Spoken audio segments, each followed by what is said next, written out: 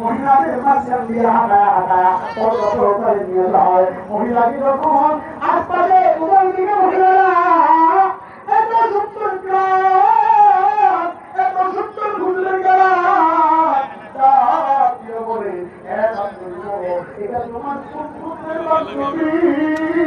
যার চেহারার ভিতরে এত সুন্দর জামা, যার গায়ের ভিতরে এত সুন্দর সুগন্ধি, এত সুন্দর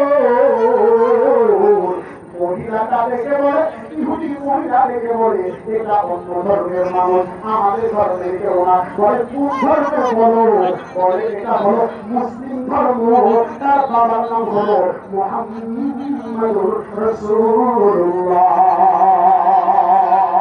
আওয়াজ দিয়ে আপনার সাল্লাল্লাহু আলাইহি ওয়াসাল্লাম বলে তাই নাকি? বলে হ্যাঁ, সবার সামনে ইসলামকে শুরু করার জন্য মুহাম্মদ মহিলাদের যখন মিস হয়, মহিলাদের যখন মাসিক হয়, এক ধর্ম তো এক সপ্তাহ পর্যন্ত তাদেরকে ঘরে রাখে না, আরেক ধর্ম তো তাদের সাথে অবৈধ।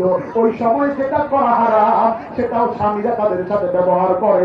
ইসলাম ধর্ম কত সুন্দর!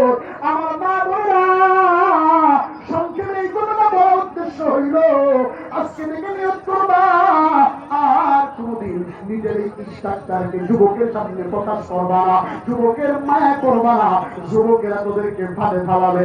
যুবক বন্ধু, তোমাদেরকেও বলে দিয়ে যায়, ওই মেয়ের দিকে তাকায়া জীবনটাকে নষ্ট করিও না, লেখাপড়া করার দিকে মনোযোগ লাগা দাও, তোমার ভবিষ্যৎ ফলাফল ভালো হবে।